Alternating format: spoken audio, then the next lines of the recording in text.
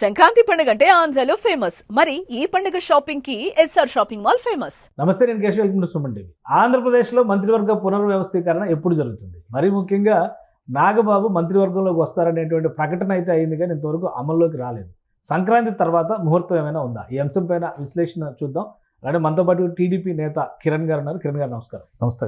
మంత్రివర్గ పునర్వ్యవస్థీకరణ, నాగబాబు ఎంట్రీ, ఈ రెండింటి మీద చర్చ ఎంత జరుగుతుందో అంతే చర్చ మంత్రివర్గంలో నుంచి ఎవరు ఉద్వాసనకు గురవుతున్నారు, ఈ అంశం పైన కూడా చర్చ జరుగుతుంది. ఏంటి ఇప్పుడు ఉన్నటువంటి క్యాబినెట్ యథాతథంగా ఉండి నాగబాబు గారి ఎంట్రీ మాత్రమే ఉంటుందా? పునర్వ్యవస్థీకరణ అనేది ఉంటుందా? డెఫినెట్గానండి పునర్వ్యవస్థీకరణ చేయాలి. ఎందుకంటే ఇది 2024లో ప్రజలు కష్టపడి నిర్మించిన సామ్రాజ్యం ఇది. వాళ్ళు ఇష్టం వచ్చినట్టు ప్రభుత్వం వచ్చింది కదా, మంత్రివర్గంలోకి వచ్చేసాం కదా, మంత్రిని అయిపోయాను కదా, సెక్యూరిటీని అడ్డం పెట్టుకుని వాళ్ళు ఇష్టం వచ్చినట్టు చేద్దామంటే కుదరదండి. ఇది ప్రజాప్రభుత్వం, ప్రజల ప్రభుత్వం. ఓకే, నెక్స్ట్ వాళ్ళు ఇష్టం వచ్చినట్టు అధికారాన్ని అడ్డం పెట్టుకుని దుర్వినియోగం చేయాలని చూస్తే ఎవరినైనా ఉద్వాసం తప్పదండి. ఆ క్రమంలో మీరు అన్నట్టు కొంతమంది బయటకు వెళ్తారు, కొంతమంది లోపలికి వస్తారు. అంటే ఎంతమంది? ఇప్పుడు ఒకటే ఒక బెర్త్ ఖాళీ ఉంది. సరే, నాగబాబు గారికి ఆ బెర్త్ ఇచ్చేస్తారు. నాగబాబు గారికి ఆల్రెడీ మొన్న చంద్రబాబు నాయుడు గారు, పవన్ కళ్యాణ్ గారు ఇద్దరు డిస్కస్ చేసి ఆయనే పార్టీ తరఫున చెప్పారు కాబట్టి డెఫినెట్గా నాగబాబు గారు ఇన్ని ఉంటుంది. డెఫినెట్గా ఇంకొక ఇద్దరు ముగ్గురు అవుట్ ఉంటుంది. ఎందుకంటే అది పెర్ఫార్మెన్స్ పరంగానే, ఎవరిని వ్యక్తిగత టార్గెట్లు చేయాల్సిన అవసరం లేదు. గత 6 నెలల కాలంలో చంద్రబాబు నాయుడు గారు తెప్పించుకున్న ఇంటెలిజెన్స్ రిపోర్ట్స్ కావచ్చు, మీడియా రిపోర్ట్స్ కావచ్చు, లేదు అంటే కనుక వాళ్ళు చేసేది ఇండివిజువల్ రిపోర్ట్స్ కూడా ఒక 6-7 అసలు ప్రెజెంటేషన్ ఇవ్వలేదు. సీఎం గారు 2 సార్లు సీరియస్ అయ్యారని. అవును. ఎందుకంటే ఇచ్చిన మంత్రివర్గంలో ఎందుకంటే 175 మందిలో 164 మంది ప్రజలు గెలిపిస్తే అందులో 20 నుండి 25 మంది మంత్రులను చేస్తే వాళ్ళు ఏ విధంగా ప్రవర్తించాలండి? అంటే అధికారం ఉంది, మంత్రిని అయిపోయాను, నన్ను ఎవరేం చేస్తారనుకుంటే అక్కడ ఉన్నది చంద్రబాబు నాయుడు గారు, పవన్ కళ్యాణ్ గారు, లోకేష్ అండి. ఎవరిని క్షమించే ప్రసక్తే లేదు. ఎందుకంటే వాళ్ళ ఆటలు కూడా సాగవు. జగన్మోహన్ రెడ్డి ప్రభుత్వంలో పనిచేయని సీఎం ఉన్నాడు కాబట్టి, పనిచేయని అధికారులు ఉన్నారు కాబట్టి వాళ్ళ ఇష్టారీతిన వాళ్ళు చేశారండి. ఇక్కడ అలా కుదరదు.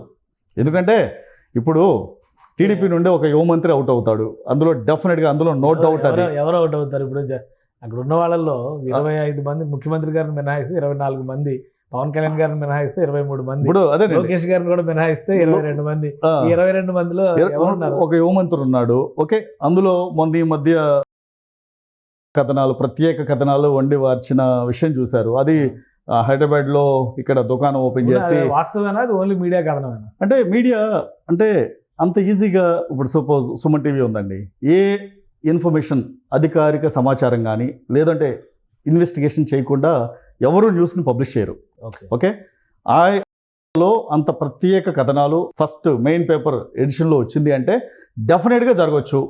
వాళ్ళు ఇప్పుడు జాగ్రత్త పడినా సరే జరగాల్సిన నష్టం జరిగిపోయింది. Okay, already decision taken. మొన్న ఒక మంత్రి, ఒకరేంటి 2-3 ఎమ్మెల్యేలు కూడా ఉన్నారు. మొన్న ఒక సభలో జోగి రమేష్ గారు ఆయన వేదిక పంచుకున్నారని అది కూడా చర్చ జరిగింది. మరి వాటి పరిస్థితి, వాటిపైన యాక్షన్స్ ఉంటాయా? డెఫినెట్గానండి. పార్టీకి నష్టం కలిగించే వాళ్ళు ఎవరైనా, ప్రజలకి నష్టం చేకూర్చే విధంగా ప్రవర్తించిన మంత్రి అయినా ఎమ్మెల్యే అయినా ఎవరిని వదిలే ప్రసక్తి లేదు. ఎందుకంటే మొన్న జోగి రమేష్ మ్యాటరు పార్టీలో హాట్ టాపిక్ కాదండి, కార్యకర్తల్లో హాట్ టాపిక్ అయింది. ఎందుకంటే కార్యకర్తలు కష్టం వచ్చిన ప్రభుత్వం ఇది. గత 5 ఏళ్ళు జగన్మోహన్ రెడ్డి దురాఘాతాలను ఎదుర్కొని కార్యకర్తలు జైలు పాలై కేసులు పెట్టించుకొని ఈ రోజున కొంతమంది చావు బతుకుల మధ్య ఆస్తులను పోగొట్టుకుని వచ్చిన ప్రభుత్వం ఇది. అలాంటిది వీళ్ళు ఇష్టం వచ్చినట్టు మంత్రివర్గం వేరే పార్టీల నుండి వచ్చాం కదా, మంత్రివర్గంలో చేరాం కదా, మేము ఇష్టం వచ్చినట్టు చేస్తామంటే కుదరదండి. అది ఎవరైనా సరే. ఎందుకంటే వాళ్ళు ఇష్టం వచ్చినట్టు, అది వైసీపీ పార్టీ, మీ ఇష్టం వచ్చినట్టు చేసుకోండి. ఇది తెలుగుదేశం పార్టీ, మీ ఇష్టం వచ్చినట్టు చేయడానికి కుదరదు. ఇది తెలుగుదేశం పార్టీ కూటమి. ఇప్పుడు బీజేపీ కానీ, జనసేన కానీ, టీడీపీ కానీ కూటమి ప్రభుత్వం. ఇది మీ ఇష్టం వచ్చినట్టు చేస్తానంటే ఆటలు సాగవు. ఇక్కడ కుదరవు, మీరు వేరే చోట చేసుకోండి, వేరే పార్టీలోనో లేకపోతే వేరే చోట. ఎంతమంది తప్పించే అవకాశం ఉంది మీ అంచనా ప్రకారం? డెఫినెట్గా 2-3 అయితే ఉద్వాసన ఉందండి. ముగ్గురా ఇద్దరా? ఇద్దరు డెఫినెట్ ఇద్దరైతే గ్యారంటీ, మూడో వ్యక్తి కూడా ఉన్నాడు. వాళ్ళని డెఫినెట్గా మార్చే అవకాశాలు మెండుగా ఉన్నాయి. ఇప్పుడు నాగబాబు గారు ఒకళ్ళు అధికారికంగానే లోపలికి వస్తున్నారు. నెక్స్ట్ అయ్యన్న పాత్రుడు గారు కూడా మంత్రివర్గంలో చేరే అవకాశం ఉంది. అయ్యన్న పాత్రుడు గారికి ఆల్రెడీ స్పీకర్ పదవి ఉంది. అదే ఇప్పుడు నెక్స్ట్ స్పీకర్గా రఘురామకృష్ణరాజు గారికి ప్రమోషన్ వస్తుంది. అందులో ఎటువంటి సంకోచం లేదు, సంకోచం లేదండి. ఎందుకంటే ఈ పరిణామాలన్నీ ముందు చూస్తే గత 4.5 అంటే 5 సంవత్సరాల నుండి పోరాడిన ఏకైక వ్యక్తి రఘురామకృష్ణరాజు గారండి. ఈ రోజున కూటమి ప్రభుత్వం ప్రజల్లో నిలబడింది అంటే ప్రజల్లో మనోధైర్యం, జోష్ ఇవన్నీ నింపిన వ్యక్తి రఘురామకృష్ణరాజు గారు. ఆయనకి ప్రభుత్వం ఏర్పడినప్పుడు కూడా తెలుసు కదా, మరి ముందెందుకు? అంటే కొన్ని ఈక్వేషన్స్ ఉంటాయి, తర్వాత కొన్ని సర్దుబాట్లు ఉంటాయండి. అందులో 105-110 సీట్లతో కూటమి ప్రభుత్వం వస్తే అది వేరేగా ఉండేది. ఆల్మోస్ట్ 175లో 90% సీట్లు వచ్చినాయి, 164 సీట్లు వచ్చినాయి 3 పార్టీలు కలిపి.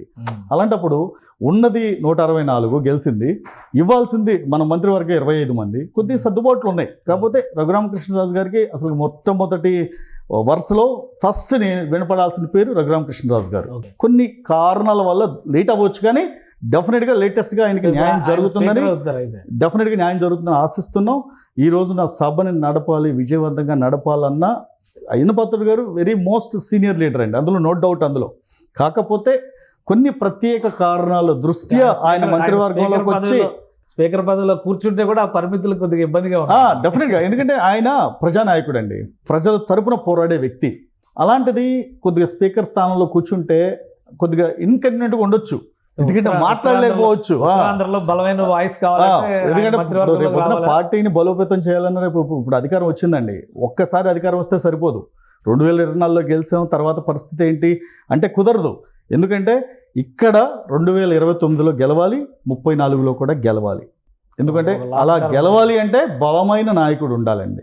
బలమైన నాయకుడిని రేపొద్దున స్పీకర్ స్థానంలో కూర్చోబెట్టి మళ్ళీ పార్టీని ముందుకు తీసుకెళ్లాలంటే కొద్దిగా కష్టతరంగా ఉంటుందేమోనని ఆయనకి మంత్రివర్గంలో స్థానం ఇచ్చి రఘురామకృష్ణరాజు గారిని స్పీకర్గా ప్రమోట్ చేసి నాగబాబు గారిని మంత్రివర్గంలో తీసుకొచ్చి ఎవరైతే ఇలాంటి మంత్రివర్గంలో అవకాశం ఇస్తే కూడా దాన్ని సద్వినియోగం చేసుకోకపోగా దుర్వినియోగం చేసిన 2 మంత్రులు ఎవరైతే ఉన్నారో వాళ్ళకి ఉద్వాసన గ్యారెంటీ ఉంటుంది.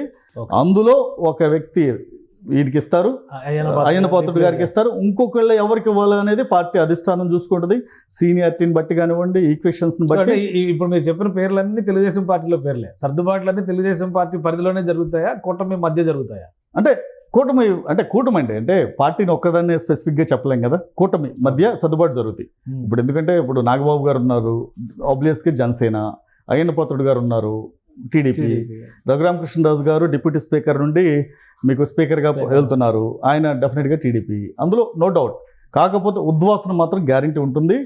రేపు మరొకసారి ఇలాంటి ఘటనలు ఉద్వాసన అయ్యేటువంటి వాళ్ళు ఎవరు అనే దాని మీద అంటే చెప్తాను, మీకు త్వరలో తెలుస్తుందండి. ఎందుకంటే మళ్ళీ వాళ్ళు ఏదో అనుకుని ఇవన్నీ కొద్దిగా బట్ ఇంటర్నల్ గా అయితే ఒక డిస్కషన్ అయిపోయింది. డెఫినెట్గా మార్చాల్సిన ఆవశ్యకత ఉంది. మీ అంచనా ప్రకారం జనవరి పండుగ వెళ్ళిన తర్వాత మాత్రం ఒకసారి రివ్యూ మీటింగ్ ఉంటుంది. ఆల్రెడీ చంద్రబాబు నాయుడు గారు రిపోర్ట్స్ తెచ్చుకున్నారు, అలానే పవన్ కళ్యాణ్ గారు, లోకేష్ గారు ముగ్గురు కలిసి చూస్తున్నారు. ఎందుకంటే ఈ పునర్వ్యవస్థీకరణ అంటే మళ్ళీ మంత్రివర్గాన్ని పునర్వ్యవస్థీకరణ చేసిన తర్వాత మళ్ళీ కొత్త టీం అనేది ప్రజల్లోకి వెళ్ళాలండి. ఎందుకంటే మనకి 5 ఏళ్ళు తెలుగుదేశం ప్రభుత్వం కానీ కూటమి ప్రభుత్వానికి ఎలా పనిచేయాలో, ప్రజల్లో ఎలా ఉండాలో ఒక పాజిటివ్ వైబ్ అనేది ఇప్పటి నుండి ఉండాలండి. ఎందుకంటే ఏం ఆలస్యం చేసినా సరే జరిగిన తర్వాత నష్టాన్ని పూడ్చుకోవడం చాలా కష్టం. మన పవన్ కళ్యాణ్ గారు మీడియాతో మామూలుగా మాట్లాడుతూ కూడా ఒక మాట అన్నారు, మార్చిలో ఎమ్మెల్సీ భర్తీలు ఉంటాయి, ఎమ్మెల్సీ భర్తీ సమయంలోనే మంత్రివర్గంలోకి వస్తారు నాగబాబు గారు అనేటువంటి ఒక మాట అన్నారు. డెఫినెట్గా ఆగాల్సి ఉంటుందా? సంక్రాంతి తర్వాతేనండి, సంక్రాంతి తర్వాతే నాగబాబు గారు డెఫినెట్గా మంత్రివర్గంలోకి వస్తారు. తర్వాత అయ్యన్న పాత్రుడు గారు మార్పులు చేర్పులు, తర్వాత ఉద్వాసన పలకాల్సిన వాళ్ళు ఉద్వాసన పలికి మళ్ళీ కొత్తగా రావాల్సిన వాళ్ళు కొత్తగా ఇన్ అవుతారండి. సంక్రాంతి తర్వాత అయితే డెఫినెట్గా ఇప్పుడు సంక్రాంతి సంబరాల తర్వాత మళ్ళీ ప్రభుత్వ సంబరాలు ఉంటాయి. రైట్ థ్యాంక్ యూ కిరణ్ గారు. Thank ఇది ఆంధ్రప్రదేశ్ ప్రభుత్వంలో మార్పులు చేర్పులు, ప్రధానంగా మంత్రివర్గ పునర్వ్యవస్థీకరణ పైన పూర్తి స్థాయిలో తెలుగుదేశం పార్టీ అధినేత అలానే కూటమి పెద్ద చంద్రబాబు నాయుడు గారి కసరత్తు కంప్లీట్ అయింది. ఎవరికి ఉద్వాసన పలకాలనేటువంటి అంశం పైన కూడా ఒక క్లారిటీ వచ్చింది. దాంతోపాటు స్పీకర్ పొజిషన్లో ఉన్నటువంటి అయ్యన్న పాత్రుడు గారు మంత్రివర్గంలోకి ప్రమోట్ అవుతారు. డిప్యూటీ స్పీకర్ స్థానంలో ఉన్నటువంటి త్రిబులార్ స్పీకర్గా ప్రమోట్ అవుతారు. నాగబాబు ఎంట్రీ పక్క సంక్రాంతి తర్వాతే ముహూర్తం ఉంటుందని కిరణ్ గారు గట్టిగా చెప్తున్నారు. సో వేచి చూద్దాం సంక్రాంతి తర్వాత ఎలాంటి మార్పులు జరగబోతాయి. ఇది special discussion. Keep watching. Suman టీవీలో మీ పర్సనల్ అండ్ బిజినెస్ ప్రమోషన్స్ కోసం కింది నెంబర్కి కాంటాక్ట్ చేయండి.